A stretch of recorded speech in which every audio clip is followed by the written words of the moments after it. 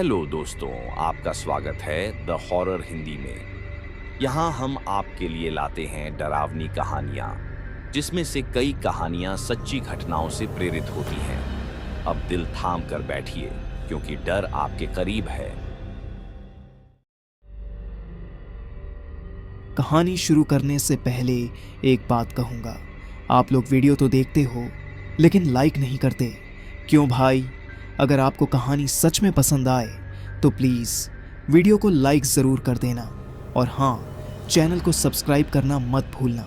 आपकी एक लाइक और सब्सक्राइब से बहुत हौसला मिलता है, तो कर दो ना यार। चलिए अब कहानी शुरू करते हैं। मेरा नाम विजय है और आज मैं आपको अपनी ज़िंदगी के उस हिस्से की कहानी सुनाने जा रहा हूँ जिसे याद करके आज भी मेरी रूह कांप उठती है। ये सब तब शुरू हुआ जब मैंने वो कार खरीदी थी। हाँ, वही सेकंड हैंड कार जिसकी वजह से मेरी ज़िंदगी नर्क बन गई थी। मैं हमेशा से अपनी खुद की कार लेना चाहता था। ऑफिस आने जाने में बस और मेट्रो की भीड़ से थक चुका था। जब थोड़ी बचत हुई तो सोचा चलो सेकंड हैंड ही सही, पर अपनी कार तो होगी। इसी सोच में मैंने ऑनलाइन एक कार देखी, काले रंग की सेडान। दिखने में एकदम नई जैसी थी और कीमत भी ठीक ठाक। बेचने वाला बोला, बिल्कुल बढ़िया हालत में है भाई साहब, कोई दिक्कत नहीं है। काश उस वक्त मैंने ज़रा सोच लिया होता। खैर, मैंने ज़्यादा सोचे बिना ही वो कार खरीद ली। पहली बार जब मैंने उसे चलाया तो सब कुछ एकदम स्मूथ था। ऑफिस जाना आसान हो गया था। कुछ दिन तो सब सही चला, लेकिन फिर सब बदल गया। पहली बार कुछ अजीब उस दिन हुआ जब मैं देर रात ऑफिस से लौट रहा था। रात के करीब 12 बज रहे थे। सड़कें सुनसान थीं। मैं अपने ही ख्यालों में डूबा था कि अचानक धप धप कार के पीछे से जैसे किसी ने जोर से मारा हो। क्या पीछे कोई है? मैंने घबराते हुए रियर व्यू मिरर देखा, पर पीछे तो कोई नहीं था। चारों ओर सन्नाटा पसरा था। दिल की धड़कन एक पल को जैसे रुक गई। मैंने सोचा शायद कोई जानवर रहा होगा और आगे बढ़ गया। अगले दिन ऑफिस जाते वक्त मैं हाईवे पर था। सुबह के वक्त हल्की धुंध थी। गाड़ी एकदम ठीक चल रही थी। तभी अचानक सामने से एक औरत भागती हुई सड़क पर आ गई। अरे, ये क्या कर रही है? अचानक कहां से आ गई? मैंने घबराकर ब्रेक मारे। टायरों की तेज चरमराहट हुई और गाड़ी साइड में जा अटकी। बस थोड़ा और होता तो मेरा एक्सीडेंट पक्का था। सांसें अटक गई थीं मेरी। मैं जल्दी से गाड़ी से उतरा, लेकिन वहां कोई नहीं था। ये कैसे हो सकता है? अभी तो मैंने साफ साफ देखा था किसी औरत को भागती हुई। मैंने सड़क के दोनों तरफ देखा, सन्नाटा। आसपास कोई घर भी नहीं था। धड़कन इतनी तेज थी जैसे सीने से बाहर आ जाएगी। आखिरकार मैंने खुद को संभाला और ऑफिस चला गया। अब मुझे लगने लगा था कि कुछ तो गड़बड़ है इस कार में, लेकिन मैंने खुद को समझाया शायद ज्यादा सोच रहा हूं। पर उस रात जो हुआ उसने मेरी हर उम्मीद तोड़ दी। रात के करीब 11 बज रहे थे। मैं फिर से उसी कार में ऑफिस से घर लौट रहा था। सड़कों पर गहरी खामोशी थी। अचानक कार के अंदर अजीब सी ठंडक महसूस होने लगी, जैसे किसी ने एसी को पूरी स्पीड पर चला दिया हो। ये क्या? एसी तो बंद है, फिर भी इतनी ठंडक क्यों हो रही है? मैंने डैशबोर्ड देखा, एसी सच में बंद था। दिल में डर समाता जा रहा था। तभी पीछे से किसी के धीरे धीरे सांस लेने की आवाज आई। ये आवाज कैसी है? मैंने झटके से रियर व्यू मिरर देखा और मेरी आंखें चौड़ी रह गईं। वहां पीछे की सीट पर कोई बैठा था। एक धुंधली आकृति, जैसे कोई औरत झुकी हुई बैठी हो। उसके बाल चेहरे पर बिखरे थे। मैं पूरी तरह सुन्न हो गया। पसीना माथे पर आ गया। सांस लेना मुश्किल हो गया। नहीं, ये नहीं हो सकता। ये सच नहीं है। मैंने बिना पीछे देखे कार की स्पीड बढ़ा दी। दिल जोर जोर से धड़क रहा था और तभी एक झटके से कार खुद ब खुद रुक गई। क्यों रुकी? मैंने तो ब्रेक नहीं मारा था। मैंने हिम्मत करके पलट कर देखा, पर पीछे कोई नहीं था। सीट खाली थी। पर मैं जानता हूं मैंने कुछ देखा था। क्या है इस कार में? ये सब मेरे साथ ही क्यों हो रहा है? अब मुझे यकीन होने लगा था कि ये कार सामान्य नहीं है। इस कार के साथ कुछ तो गहरा राज जुड़ा है, कुछ ऐसा जिसे मैं नजरअंदाज नहीं कर सकता। पिछली रात जो कुछ भी हुआ उसके बाद मेरी नींद ही उड़ गई थी। हर वक्त बस वही पल आंखों के सामने घूम रहा था। पीछे की सीट पर बैठी वो धुंधली आकृति, वो ठंडी सांसें और अचानक गाड़ी का रुक जाना। मैं जानता था कुछ तो गड़बड़ है, पर क्या? सुबह होते ही मैंने फैसला कर लिया, अब और नहीं, मुझे पता लगाना ही होगा कि आखिर इस कार में दिक्कत क्या है। हो सकता है इंजन में कुछ गड़बड़ी हो या कोई और तकनीकी खराबी। मैंने बिना वक्त गंवाए गाड़ी स्टार्ट की और सीधे पास के एक अच्छे गैराज पर ले गया। मिस्त्री ने पूरी गाड़ी खोलकर चेक की, इंजन, ब्रेक्स, वायरिंग, सब कुछ। मैं बेचैनी से एक कोने में खड़ा देखता रहा, दिल ही दिल में उम्मीद कर रहा था कि कोई तकनीकी दिक्कत निकले ताकि मैं इस डर को किसी वजह से जोड़ सकूं। करीब 2 घंटे बाद मिस्त्री मेरे पास आया और बोला, साहब कार तो एकदम फिट है, कहीं से भी कोई दिक्कत नहीं दिख रही। क्या सब कुछ ठीक है? मैं सन्न रह गया। नहीं, ये कैसे हो सकता है? फिर वो सब क्या था जो मेरे साथ हुआ? मन में डर और सवाल और गहरे होते जा रहे थे। अगर गाड़ी में कोई खराबी नहीं थी तो वो सब कुछ क्या था? क्या सच में कुछ और था? अब एक ही रास्ता बचा था, मुझे उस आदमी से मिलना ही था जिससे मैंने ये कार खरीदी थी। मैंने उसी वक्त उसके नंबर पर कॉल किया। घंटी गई, फिर बंद हो गई। क्या वो कॉल उठाना नहीं चाहता? मैंने फिर कॉल किया, कोई जवाब नहीं। मैंने लगातार कॉल किए। आखिरकार तीसरी बार उसने फोन उठा ही लिया। हेलो, विजय बोल रहा हूँ, आपने मुझे ये कार बेची थी, याद है? फोन के दूसरी तरफ से कुछ सेकंड्स तक खामोशी रही, फिर एक धीमी आवाज आई, हाँ याद है। उसकी आवाज सुनकर ही कुछ अजीब लगा, जैसे वो कुछ छिपा रहा हो। मुझे आपसे जरूरी बात करनी है, इस गाड़ी के बारे में। वो झट से बोला, भाई गाड़ी एकदम ठीक है, तुम ज्यादा सोच रहे हो, पर मैंने तो अभी तक गाड़ी में कुछ गड़बड़ है ऐसा कहा ही नहीं। फिर मैंने कहा, नहीं तुम सुनो, उस गाड़ी में कुछ गड़बड़ है। रात को अजीब आवाजें आती हैं और मैंने खुद पीछे किसी को बैठा देखा है। एक्सीडेंट होते होते बचा हूं। ये सब क्या है? सच सच बताओ। फोन पर एक बार फिर सन्नाटा छा गया। मैंने महसूस किया कि दूसरी तरफ से वो गहरी सांसें ले रहा था, जैसे कुछ बताने से डर रहा हो। फिर आखिरकार उसने वो बात कही जिसने मेरी रूह तक को हिला दिया। भाई, वो गाड़ी एक हादसे का हिस्सा थी। क्या हादसा? कैसा हादसा? उसकी आवाज और धीमी हो गई। कुछ साल पहले उस कार में एक पति पत्नी सफर कर रहे थे। रात के वक्त उनका एक्सीडेंट हो गया और दोनों की मौके पर ही मौत हो गई थी। मेरे पैर तले जमीन खिसक गई। क्या बकवास कर रहे हो? ये तुमने पहले क्यों नहीं बताया? मैं डर गया था। जब मुझे गाड़ी सस्ते में मिली तो बेच दी, पर सुना था लोगों ने कहा कि उस गाड़ी में कुछ है, कोई भी ज्यादा देर तक उसमें सफर नहीं कर पाता। रात के वक्त अजीब आवाजें और कभी कभी लोगों ने उसमें किसी के बैठने की परछाई देखी है। नहीं नहीं, ये सब मेरे साथ क्यों हो रहा है? मैं तो कुछ बोल ही नहीं पा रहा था। दिल की धड़कन इतनी तेज हो गई थी जैसे कानों में सुनाई दे रही हो। फोन कट करने के बाद मैं कुछ देर तक वहीं बैठा रहा, बिल्कुल खाली दिमाग। तो क्या जो मैंने देखा वो उन दोनों की आत्माएं थीं जो अब भी उस गाड़ी में भटक रही हैं। लेकिन बात यहीं खत्म नहीं हुई थी। अचानक फोन की घंटी बजी। वही आदमी फिर से कॉल कर रहा था। अब क्या हुआ और क्या बताना है उसे? मैंने कॉल उठाया, लेकिन फोन के दूसरी तरफ से कोई आवाज नहीं आई। बस किसी के धीरे धीरे रोने की आवाज सुनाई दे रही थी। हेलो हेलो, कौन है? क्या तुम हो? फिर एक फीकी कमजोर सी औरत की आवाज आई, तुमने मेरी जगह क्यों ले ली? कौन बोल रहा है? फोन कट हो गया। अब मेरी हालत खराब थी। ये कौन थी? क्या वो उसी औरत की आत्मा थी जिसका एक्सीडेंट हुआ था?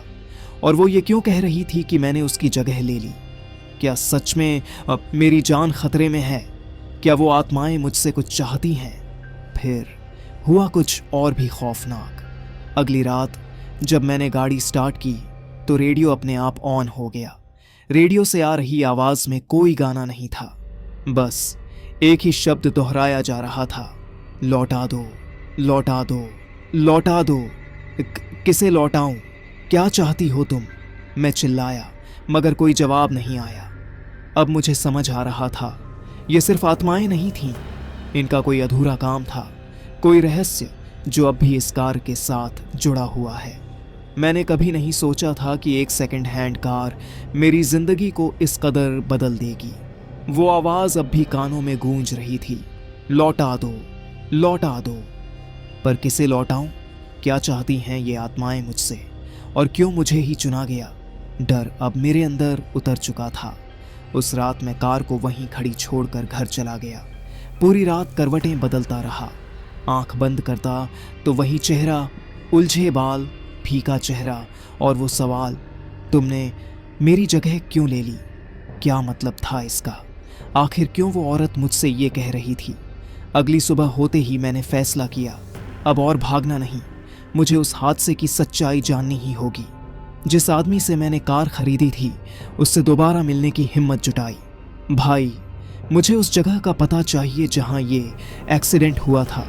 वो पहले तो टाल मटोल करता रहा, मगर जब मैंने उसे साफ साफ कहा कि मेरी जान खतरे में है, तब जाकर उसने मुझे वो जगह बताई। हाईवे से 10 किलोमीटर दूर एक घना इलाका, जहां लोग रात के वक्त जाने से डरते हैं। उसने जाते जाते एक आखिरी बात कही, भाई, वहां जाते वक्त संभल कर रहना। सुना है वहां आज भी कोई मदद के लिए आवाज लगाता है। शाम होने से पहले ही मैं निकल पड़ा। वही कार, वही सीट, वही डर, पर इस बार मैं तैयार था। जैसे जैसे मैं उस जगह के करीब पहुंच रहा था, चारों ओर सन्नाटा गहराता जा रहा था। पेड़ों के झुरमुट ऐसे लग रहे थे जैसे किसी ने हाथ फैलाकर रास्ता रोक रखा हो। अचानक धप धप, फिर वही आवाज कार की छत पर, जैसे किसी ने जोर से मारा हो। कौन है? बाहर निकलो। मैंने गाड़ी रोकी और उतरा, पर फिर वही नतीजा, कोई नहीं था। जैसे ही मैंने कार का दरवाजा बंद किया, एक ठंडी हवा का झोंका आया और पीछे सीट से किसी के धीमे धीमे रोने की आवाज सुनाई दी। ये आवाज फिर से। मैं पीछे मुड़ा, पर वहां कोई नहीं था। सड़क का वो मोड़ जहां सब खत्म हुआ था। आखिरकार मैं उस मोड़ तक पहुंच गया जहां एक्सीडेंट हुआ था। सड़क के किनारे टूटी रेलिंग अब भी वहां थी, जैसे किसी भयानक कहानी की निशानी हो।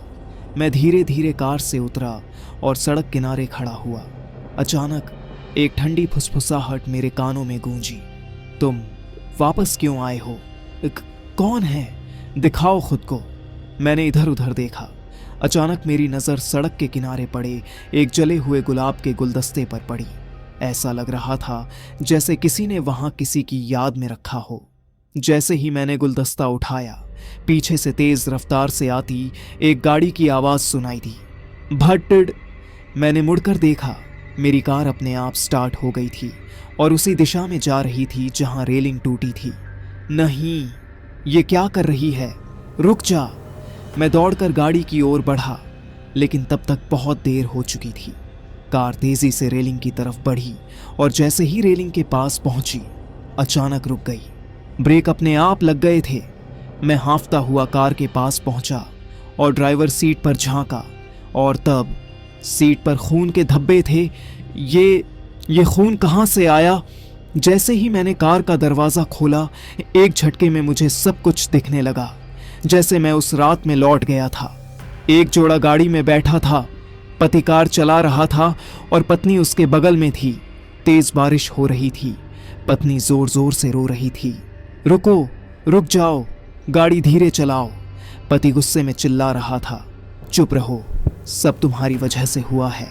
और तभी वही मोड़ आया और कार रेलिंग तोड़ती हुई नीचे खाई में गिर गई। नहीं, मैंने चिल्लाकर आंखें बंद कर लीं। जब दोबारा आंखें खोलीं तो मैं फिर से उसी सड़क पर था।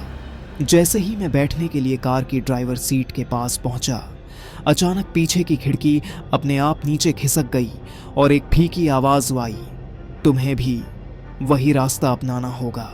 क्या मतलब क्या है तुम्हारा? उसके बाद खिड़की अपने आप बंद हो गई। मैं पूरी तरह डर के साए में था।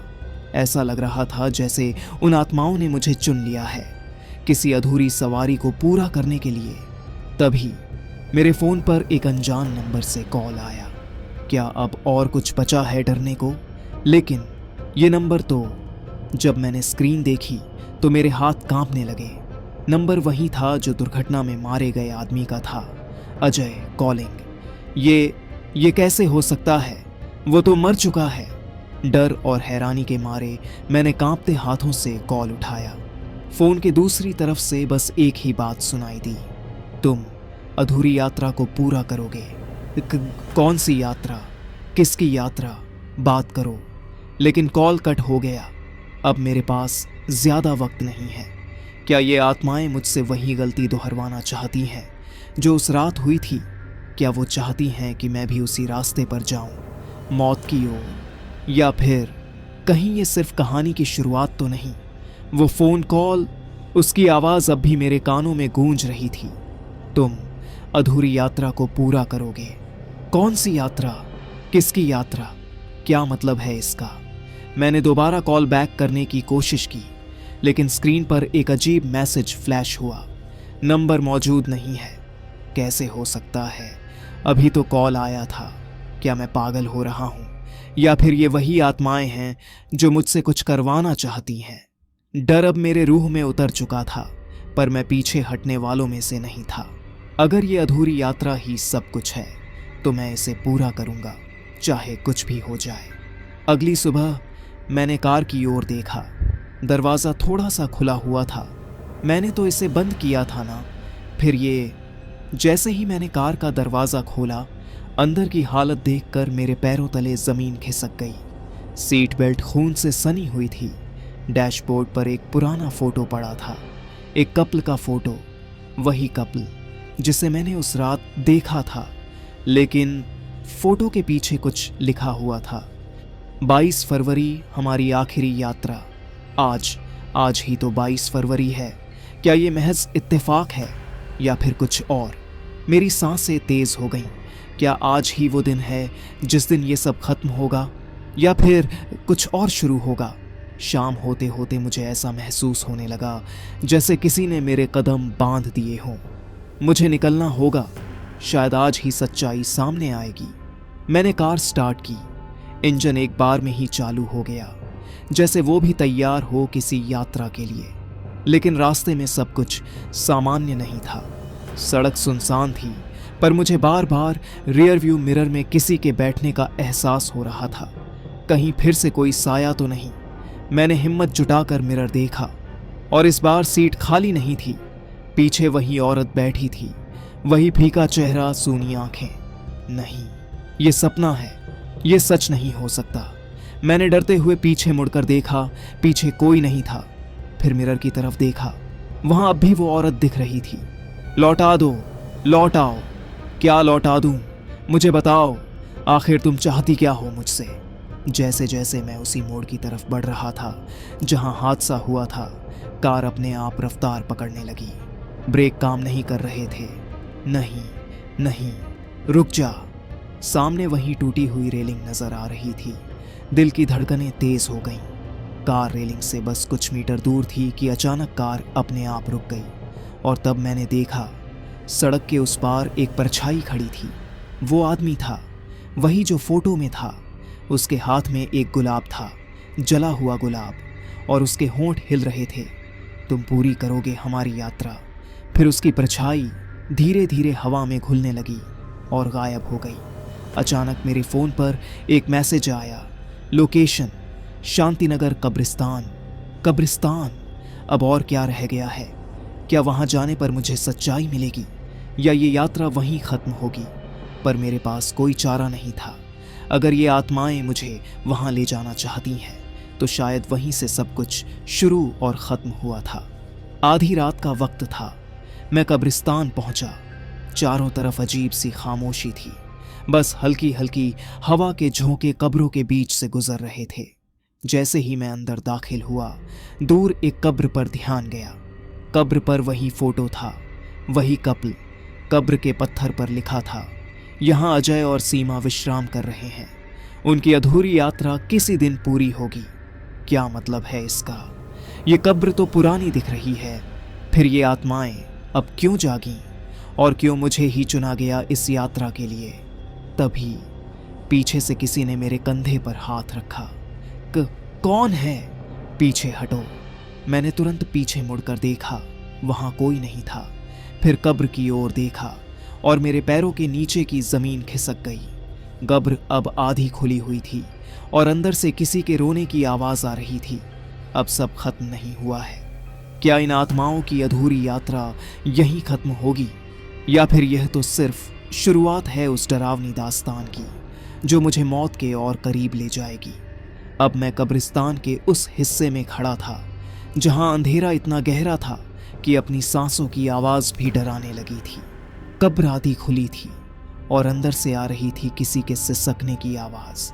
मैंने पीछे मुड़कर देखा, कोई नहीं था, पर दिल कह रहा था कि मैं अकेला नहीं हूं। कांपते हाथों से मैंने मोबाइल की फ्लैशलाइट जलाकर कब्र के अंदर झांका। अंदर मिट्टी में दबा एक छोटा सा लकड़ी का डिब्बा था। ये क्या है? क्या इसी में है उस रात की सच्चाई? डरते डरते मैंने डिब्बा उठाया। जैसे ही उसे खोला, मेरे हाथ से छूटते छूटते बचा।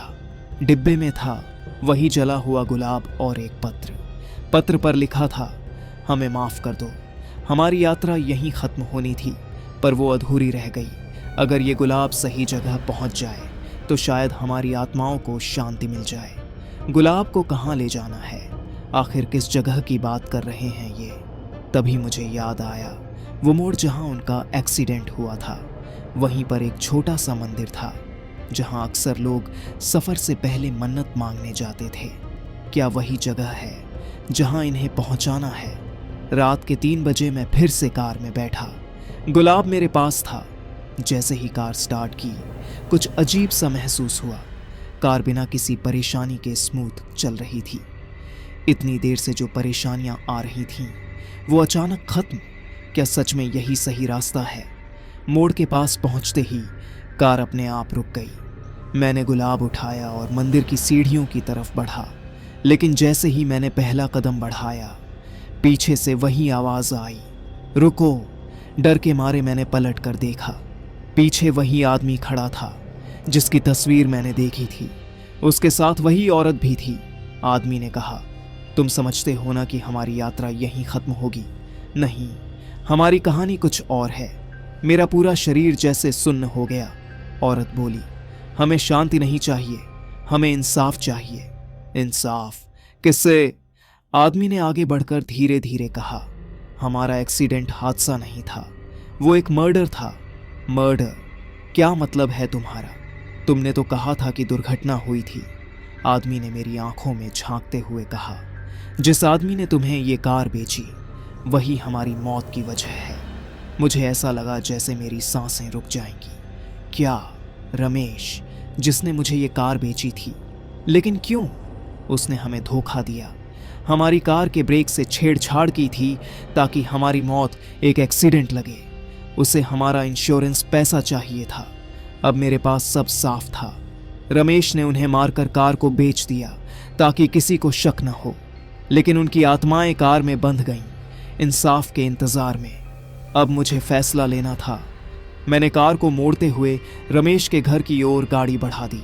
रात के ठीक 4 बजे रमेश के घर के बाहर पहुंचकर मैंने कॉल बेल दबाई। रमेश दरवाजे पर आया, नींद से भरा हुआ।